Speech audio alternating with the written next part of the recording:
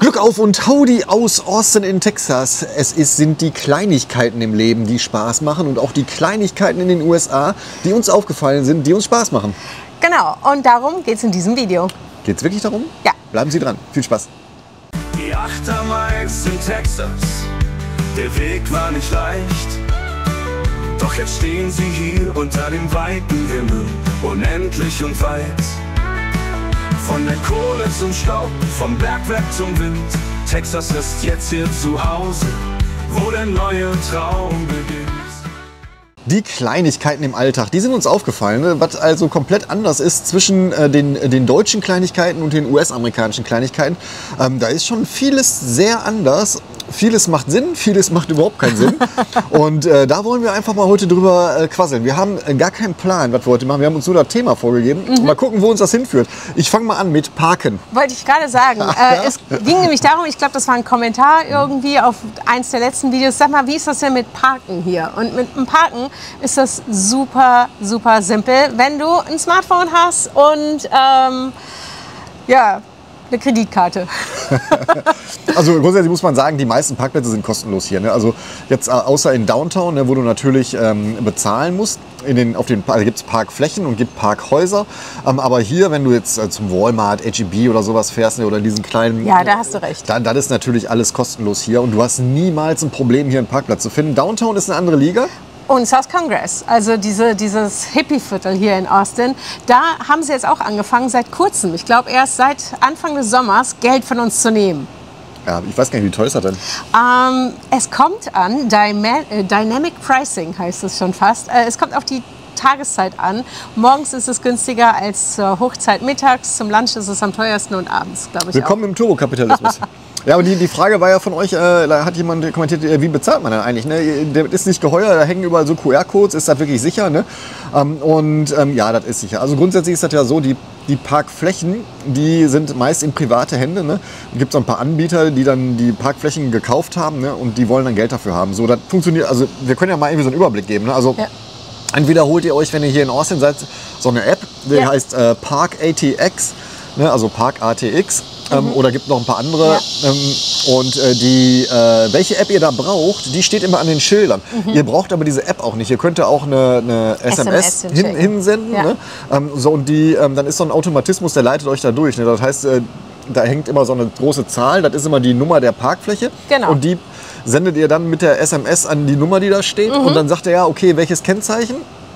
Und dann müsst ihr euer Kennzeichen eingeben und in der Regel gibt es dann einen Link zu einem Zahlungsanbieter. Ne? Und dann könnt ihr da irgendwie, weiß nicht, für Stunde, 3 Stunden, 4 Stunden was angeben. Ne? Genau. Es gibt allerdings dazu ein kleines Problem, der nimmt nicht gerne deutsche Telefonnummern. Also wenn ihr aus Deutschland kommt zum Besuchen, ist das, was das angeht, glaube ich, mit dem SMS ein bisschen schwieriger. Guckt, dass ihr euch die App runterladet und dort die Kreditkarte hinterlegt. Dann funktioniert das. Ja, das stimmt. Das hatten wir in Gelbeston mal, ne? Als wir hier ein bisschen Rundtour gemacht haben, vor vielen, vielen Jahren. Ne? Da standen wir auch in diesem Parkstreifen mit unserer deutschen Nummer und da kam die SMS nie durch. Ne? Richtig. Insofern, ja, Parken funktioniert hier komplett anders als in Deutschland. Du brauchst zumindest das Bezahlen. Ja, wobei es gibt natürlich immer noch diese Parkautomaten, wo du Geld reinschmeißen kannst, wo du einfach dein Kennzeichen eingeben kannst. Da könnt ihr auch mal drauf schauen. Also es gibt zigtausend verschiedene Arten und Weisen zu parken. Und im Parkhaus gibt es auch dieses Scannen. Ne? Dann wirst du beim Reinfahren gescannt. Ja, das war, glaube ich, der Kommentar. Ne? Das ist denen nicht bewusst, wie das funktioniert. Ne? Also wenn ihr so ein Parkhaus habt hier und da steht dann hier Public Parking oder was auch immer, ne? Und da ist die Schranke offen, ne? Dann wundern sich viele, ja, kann ich ja einfach rein und rausfahren, ne? Und dann muss ich ja gar nicht bezahlen. Das ist falsch. Denn bei der Ausfahrt, also bei der Einfahrt und bei der Ausfahrt, wird euer Kennzeichen gescannt. Genau. Ne? Also kriegt ihr vielleicht nicht mit, weil eine ganz kleine Kamera irgendwo hängt. Ne? Die Technik ist schon sehr gut. So, und dann bekommt ihr halt, wenn ihr ein Auto mietet, kriegt ihr von eurem Autovermieter halt einen bösen Brief. So, hey, du hast hier geparkt. Ne? Also, das geht so, ihr fahrt da rein, euer Kennzeichen wird gescannt. Dann hängen auch in den Parkhäusern überall diese QR-Codes. Ne? Bezahlen ist genauso, das macht ihr. Und beim Rausfahren wird euer Kennzeichen wieder gescannt. Und das System guckt dann, okay, hat der bezahlt oder muss der vielleicht nachbezahlen. Ne? So ist das. Genau, also total easy. Ja, was ist noch anders hier in den USA, was wir so zu schätzen gelernt haben? Free Refill. Free Refill in Restaurants, ja.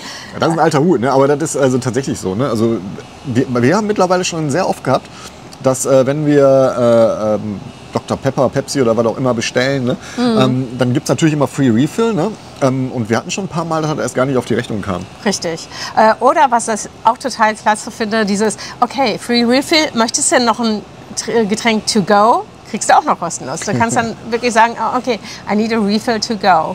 Manchmal sind mir die zu schnell. Ne? Also jetzt vorgestern, wo wir waren, ne? Da hatte ich hatte auch irgendwie Dr. Pepper getrunken oder sowas, ne? Mittags. Trinke ich ja noch keinen Alkohol, ne? So und mittags und dann, ich hatte das Glas, da war noch so viel drin, ne? Und dann gab es schon wieder das nächste volle Glas. Ne? Ich hätte mir so eine Dr. Pepper Line ziehen können eigentlich, ne? Also die sind sehr aufmerksam und das ist mir manchmal ein bisschen zu viel. Ja, wobei ich weiß es wirklich zu schätzen. Unsere Kleine in Europa sagte, als sie da war, sagte so, Mom, erstens muss ich für Wasser bezahlen und zweitens, wenn ich richtig Durst habe, ich kriege noch nicht mal so einen Refill. So, ja, sowas nervt. Also insofern mag ich das hier lieber. Ich weiß auch ehrlich gesagt nicht, warum das in Deutschland so ist. Ne? Ich meine, euer Kranwasser ist ja wirklich Top-Qualität. Ne? Das ist ja anders als hier. Ne? So, das ist also ein Pluspunkt für euch. Warum man in der Gastronomie nicht einfach ein Glas hinstellt und den Hahn aufmacht und sagt, hier hast du ein Glas Wasser. Ja, das weil kann du man dann halt nicht die teure Cola trinkst und für jedes einzelne Glas Cola abgerechnet wird. Aber was ist das für ein Servicegedanke? Ja.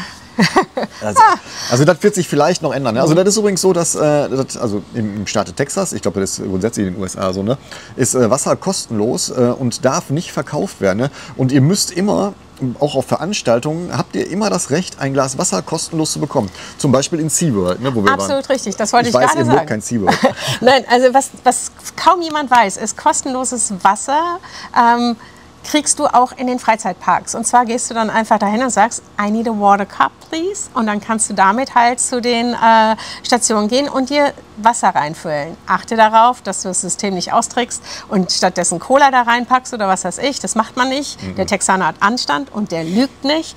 Nimmt einfach nur Wasser, dann braucht ihr nicht diese $6 für eine Flasche Wasser. Für eine Flasche Wasser so viel Geld zu bezahlen.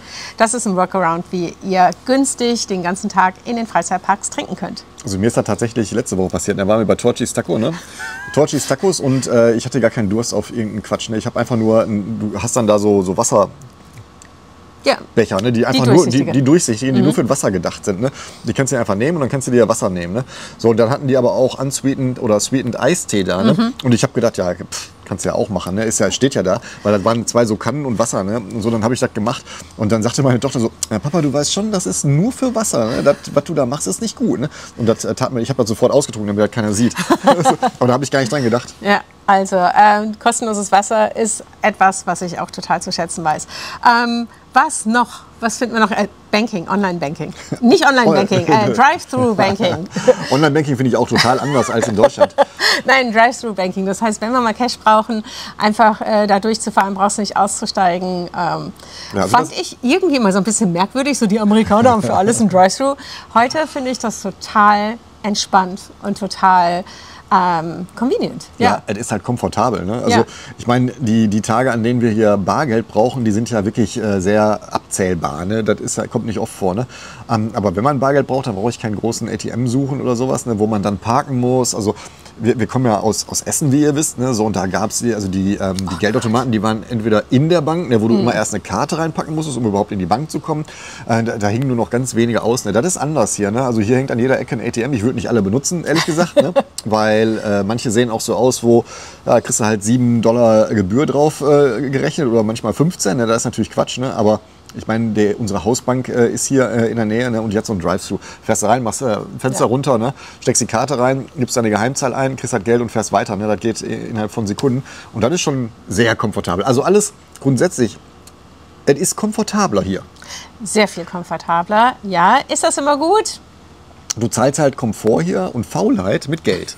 Ja. Das ist so. Weißt du, das ist ja ich komme auf das Parken zurück, ne?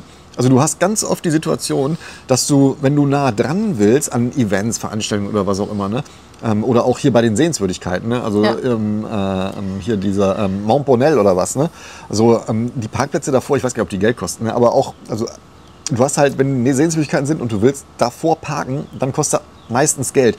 Wenn du aber 2 Minuten in die Straßen fährst, hast du meist kostenlose Parkplätze, ne? Also Faulheit kostet hier Geld. Auf jeden Fall, Punkt. Kann ich so unterschreiben. Alles das, was schon für dich vorbereitet ist, wie zum Beispiel in den Supermärkten das geschnittene Obst. Boah, furchtbar. Ja, das finde ich so Wahnsinn. Aber zum Picknicken gehen oder so, ist das convenient. Also wenn du ganz spontan irgendwo entscheidest, lass mal oben Mount Bonnell hochgehen und dort irgendwie den Sonnenuntergang gucken, du bist aber gerade unterwegs, hast keine Chance mehr nach Hause zu kommen, dann greifst du da mal so ein Fruit Cup und kannst es dort essen. Ich finde das gut. Ich nicht. Also... Nur für diesen Grund. Ja, weißt du, das ist dann immer, also das ist geschnitten, in Plastik eingepackt und das Plastik ist dann nochmal in Plastik eingepackt. Und das finde ich ist einfach, das ist nicht schön. Ne? Also mal ehrlich, so ein Apfel, den nehme ich halt so mit. Da brauche ich kein geschnittenes Stückchen Apfel.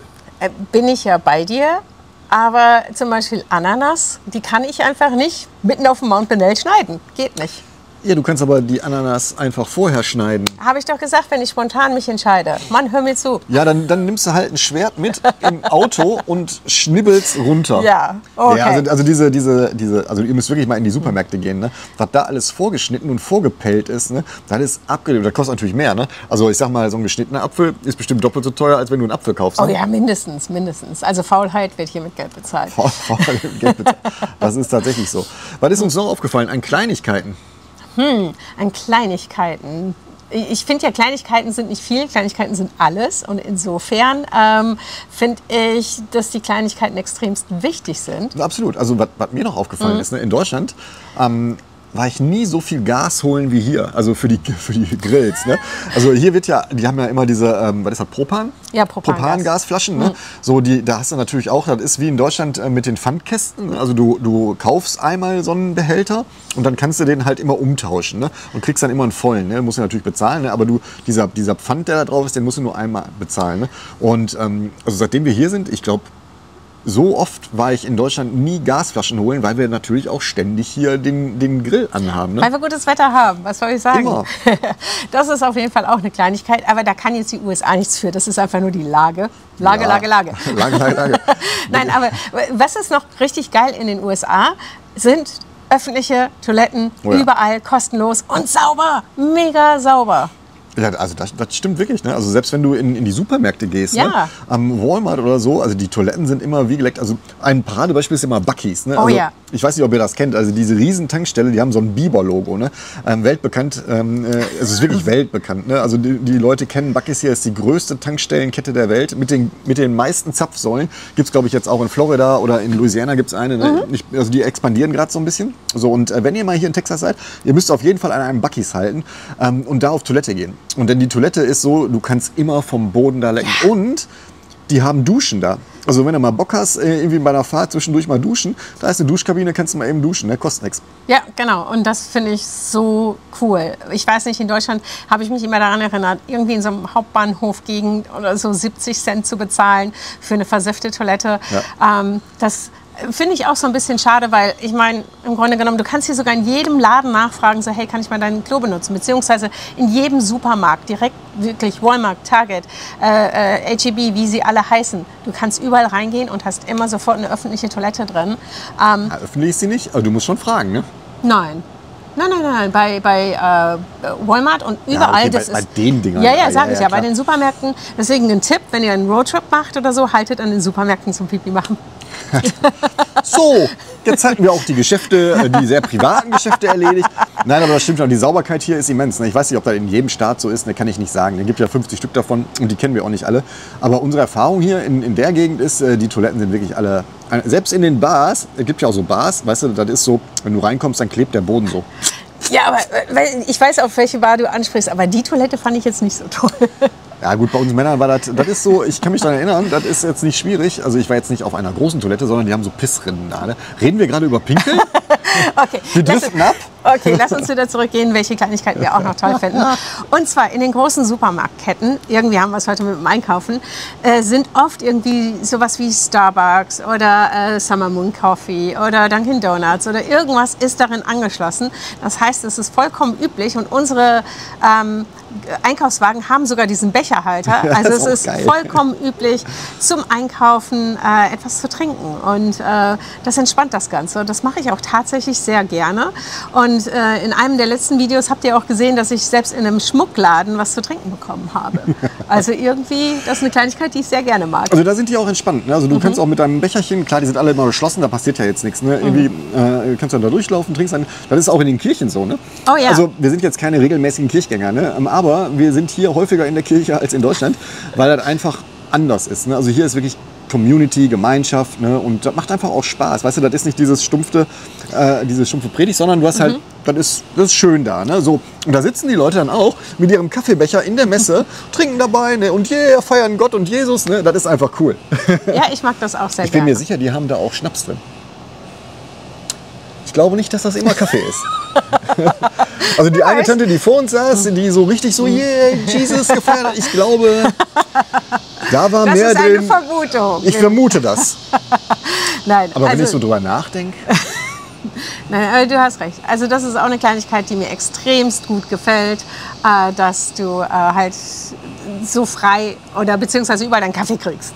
Ja, das ist jetzt alles nichts Weltbewegendes. Das heißt ja auch Kleinigkeiten hier. Ne? Aber weißt du, aber es sind so die kleinen Details, die dann doch anders sind als in Deutschland, die auch Spaß machen. Ne? Das heißt ja nicht, dass in Deutschland schlecht ist, Gott bewahre. Ne? Aber das ist halt anders. Oder Supermarkt. Ich bleibe beim Supermarkt. Ich weiß nicht warum heute. Jetzt wisst ihr, wo der Lebensmittelpunkt meiner Frau ist. Beim Target. Wenn du fertig bist mit dem Einkaufen, steht halt an der Kasse jemand, der dir deine Einkäufe einpackt. Und das ist, am Anfang, ich muss wirklich sagen, am Anfang war das für mich so sehr unangenehm. Da kam die Deutsche in mir raus, dieses Getriebene an der Kasse stehen, so, ich muss jetzt alles ganz schnell einräumen und fertig machen. Und das war für mich immer ein Stressmoment. Das ist jetzt nicht mehr. Da packt jemand ein. Also ich habe auch kein schlechtes Gewissen mehr. Also ganz am Anfang hatte ich ein mega schlechtes Gewissen. Oh mein Gott, da ist jemand, der packt mir meine Einkäufe ein. Das finde ich jetzt sehr unangenehm. Heute finde ich das total entspannt. Quatsch mit denen, dieser Smalltalk auch. Eigentlich eine schöne Kleinigkeit, die ich zu schätzen gelernt habe. Ja, hier. und die sind auch angepieselt, wenn sie das nicht machen. Weil, ich meine, das sind ja jetzt keine hochbezahlten Jobs. Also jetzt hier bei dem AGB zum Beispiel sind das Disabled Persons. Ne? Ja, genau. Also die haben entweder eine Behinderung, ne, eine geistige oder eine körperliche. Ne? So, und die freuen sich dann auch, wenn sie dann, die werden eingesetzt, die werden integriert in das Leben und in der Arbeit beim AGB. So, und die stehen halt da. Ne? So, und für die ist das sehr seltsam, wenn einer sagt, nee, ich mach das schon. Das ist für die beleidigend. Ne? Ja, finde ich auch. Weil dann kommen die sich vor wie, ich bin überflüssig, der will mich nicht oder so. Oder ich bin nicht gut genug. Aber oder da gebe ich dir recht. Das war bei mir am Anfang auch so. Was kennst du halt aus Deutschland nicht. Und ich dachte, komm, brauchst mir nicht helfen, mache ich schon. Aber für die ist das so, ich will dir aber helfen. Das ist mein fucking Job hier. Ja, genau. Und insofern, ich mag das mittlerweile dann an der Kasse zu stehen, dann so immer so blip, blip, der packt das ein und du unterhältst dich. Das ist... Was übrigens genauso gleich ist wie in Deutschland, wenn wir beim Thema Supermarkt sind Warentrenner. Kennt ihr das? Ja, hier, warte, Dinger daneben. Ja. So, das setzt sich immer mehr durch, habe ich das Gefühl. Ja. Ne? Und die Leute, die achten auch darauf, dass man diesen Warentrenner auf die Kasse legt. Weil das ist meins, das ist deins. Ne? Ja, das ist schon, wir nähern uns an, dem deutschen Volke. Und wo wir uns auch annähern oder wo der Deutsche Deutsch bleibt, hier in Amerika, ist Aldi. Aldi, weil natürlich werden deine Taschen dort nicht gepackt, aber der Kassierer packt das in den Wagen für dich. Ja, also da steht, an der Kasse steht ein zweiter Wagen, du packst einfach alles aufs Band und er packt dir das in den nächsten Wagen, damit du das zum Auto fahren kannst. Auch nice, aber da bleibt es schon so dabei, dass deine Taschen nicht eingepackt werden. Ja, weil Aldi hat das Konzept, was sie in Deutschland etabliert haben, 1:1 in die Welt gebracht. Ne? Ja. Es gibt sogar ja Chips da. Ne? Also du musst zumindest bei dem Aldi-Wagen, ist das der einzige Laden hier, wo so ein Quarter oder was, ne, rein, Ja. ein Quarter ist das, ne, kommt da rein, ne? Ja, ein Quarter Quarter oder so ein Chip halt da rein, Einkaufswagen-Chip halt bei euch. Ne? Das ist der einzige Laden hier und das sorgt natürlich für Absurditäten, denn der ganze Parkplatz ist voll von diesen Kisten, denn also die Amis schnallen das nicht, dass man das wieder anklicken muss oder sowas, ne? Und dann nehmen die sich halt so einen Wagen da. Das System ist ad absurdum. Ja, erstens das und zweitens auch eine Kleinigkeit, die ich zu schätzen gelernt habe. Hier wird mir vertraut, dass ich den Wagen wieder zurückbringe. Ich werde nicht mit Pfand gezwungen dazu, dass ich meinen Euro wieder zurückfahre, sondern die wissen einfach, es gibt halt Menschen, die das Richtige tun und das sind sehr viele hier und die packen den Wagen immer wieder dahin, wo er hingehört und dann wird er dann... Allerdings gibt es auch sehr, sehr viele Wagenrückgabe. Klar, in jeder Ecke. Also wenn du da so einen Parkstreifen hast, der sind alle 5 Meter, ist so ein Ding, ne? Ja, genau. Und dann kommt immer ein Student oder so und der holt die dann. Also es gibt ja einen YouTuber, der so ein bisschen größere Reichweite hat als wir, also eigentlich hat jeder YouTuber größere Reichweite als wir, der mal gesagt hat, irgendwie, dass das total schrecklich ist, dass überall so Einkaufswagen rumstehen. Ne? Das muss ich sagen, ist nur beim Aldi hier wegen des Chips. Ja. Aber bei allen anderen Supermärkten sieht das aus wie geleckt. Hier fährt nirgendwo irgendein Wagen rum, weil genau das, was Tina sagte, die werden immer sofort eingesammelt, ne, und weggemacht. Ne? Also das passiert nicht. Und ich glaube auch, dass die Kalifornier anders sind als die Texaner. Ja. Ich würde mal behaupten, die Texaner haben mehr Benehmen und liefern die Einkaufswagen auch wieder zurück. Die haben halt Manners. Und das muss man hier auch haben. Genau. Und bleiben wir direkt beim Einkaufen, was ich zu schätzen weiß, dass du deine Tüten alle kostenlos bekommst, außer beim H-E-B und auch nur bei unserem H-E-B. Ansonsten bekommst du überall kostenlose Tüten, beim Trader Joe's Papiertüten sogar. Finde ich mega. Finde ich mega, aber auch nicht so. Ne? Also ich bin ja kein Freund von diesen Plastiktüten. Ne? Also wir haben ja immer Taschen im Auto, ne? Irgendwie, also wir brauchen kein Plastik. Ne? Aber wenn du zum Beispiel, das ist auch neu, ne? Also das ist mir aufgefallen, wenn du jetzt Wurst- und Fleischwaren kaufst, ne? Dann wollen die das immer noch mal extra einpacken in Plastik. Ne? Ich sage, nee, pack das einfach in die Tasche rein. Ja. Wirklich? Ich sage, ja, was ist denn das Problem? Oder wenn wir Weinflaschen holen, ne? Dann wollen die immer so ein Brownback machen. Ne? Ich sage, nee, brauchst du nicht, nehme ich so mit, trinke ich unterwegs.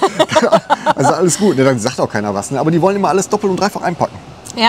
Also insofern, da finde ich das deutsche System besser, dass wir halt immer unsere Taschen mitnehmen und ein bisschen mehr auf die Umwelt achten. Wobei, Umwelt kommt immer mehr hier. Das dauert halt sehr, sehr viel länger hier, bis sich so ein großes Land daran gewöhnt. Ob das jemals passieren wird, wage ich zu bezweifeln. Wir sind auf einem guten Weg. Aber ich denke auch, also es ist jetzt nicht so, dass die US-Amerikaner, zumindest die Texaner hier, die haben schon auch ein Umweltbewusstsein. Ne? Ja. Vielleicht nicht so ein starkes wie der Deutsche. Ne?